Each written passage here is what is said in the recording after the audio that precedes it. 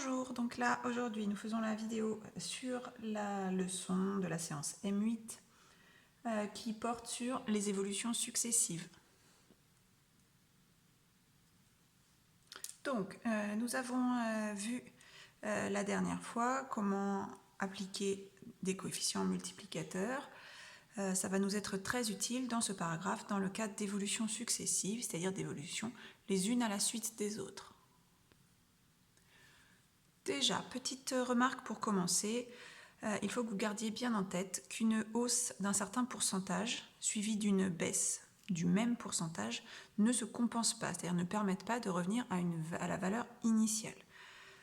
C'est-à-dire que si on a une grandeur n qui subit par exemple une augmentation de 10%, suivie d'une diminution de 10%, on pourrait penser qu'elle revient à sa valeur initiale grand N, ce qui est faux. Donc, on va voir en fait ce qu'il se passe. Alors, je vais vous expliquer dans un premier temps au brouillon.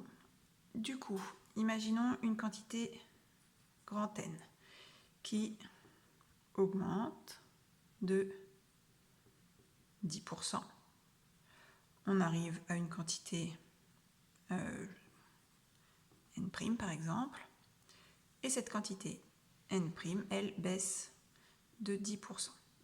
On arrive à la quantité N secondes.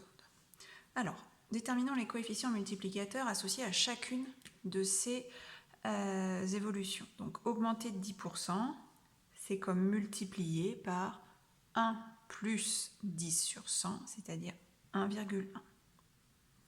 1 plus 10 centièmes. Même chose pour une diminution de 10%, ça revient à multiplier par 1 moins le pourcentage de diminution, c'est-à-dire 0,9. C'est 1 moins 10 sur 100. Donc, notre quantité initiale, si on regarde, elle a été multipliée par 1,1, puis ensuite multipliée par 0,9.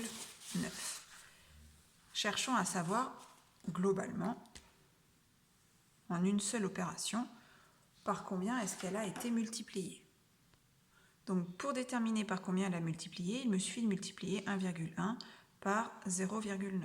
Donc, je fais le calcul à l'aide de ma calculatrice. 1,1 fois 0,9, ça fait 0,99.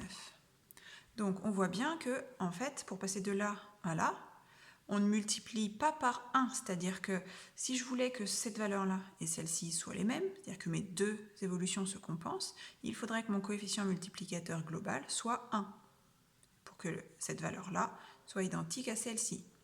Là, on voit bien que pour passer de là à là, on multiplie par 0,99. Alors certes, c'est proche de 1, mais ce n'est pas égal à 1. En fait, ça correspond à une évolution, une diminution de 1%. Donc, cette grandeur-là, pour arriver à la grandeur finale, eh bien, c'est comme si on l'avait diminué de 1%. Donc, ça veut dire que si j'augmente de 10% et qu'ensuite je baisse de 10%, globalement, ça correspond à une diminution de 1%. Donc, c'est ce qu'on va écrire dans la leçon tout de suite. Donc, reprenons ce qui est écrit là. Donc, par exemple, si une grandeur n subit une augmentation de 10% suivie d'une diminution de 10%, alors elle subit une diminution de 1%. C'est ce qu'on vient de voir juste avant. Donc, on va écrire notre petit schéma juste en dessous. Donc, en effet, deux points. Donc, n secondes. Donc, ici, on a une augmentation de 10%. Ici, une diminution de 10%, ce qui revient là à multiplier par 1,1 et ici à multiplier par 0,9, c'est-à-dire globalement à multiplier par 0,99. Et 0,99, on sait que ça correspond à une diminution, il faut juste l'exprimer sous la forme 1 moins notre pourcentage, c'est donc 1 moins 0,01, soit 1 moins 1 centième. Voilà, donc on retient bien qu'une diminution suivie d'une augmentation, même si c'est du même pourcentage, elle ne se compense pas. Alors, on va voir la propriété, même si on a déjà entreaperçu ce qu'elle va nous expliquer. Donc, si une grandeur subit des évolutions successives, alors le coefficient multiplicateur global est égal au produit des coefficients multiplicateurs de chaque évolution. C'est-à-dire que, par exemple, si on reprend le cas du dessus, le coefficient multiplicateur global, qui permet de passer directement de la valeur initiale à la valeur finale, je l'ai obtenu en multipliant mes deux coefficients multiplicateurs. Donc c'est exactement ce que vous dit cette propriété. On fait le produit des coefficients multiplicateurs de chaque évolution. Ça reste vrai si on en a 2, 3, 4 évolutions successives. Alors appliquons cette propriété dans l'exemple de la méthode juste en dessous, dans lequel on va nous demander de déterminer un taux d'évolution global.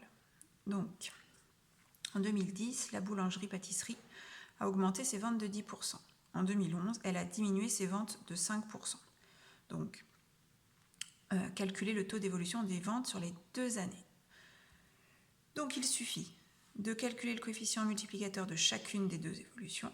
Donc, pour l'augmentation de 10%, notre coefficient multiplicateur, je vais l'appeler coefficient multiplicateur 1, il est de 1 plus 10 centièmes, soit 1,1.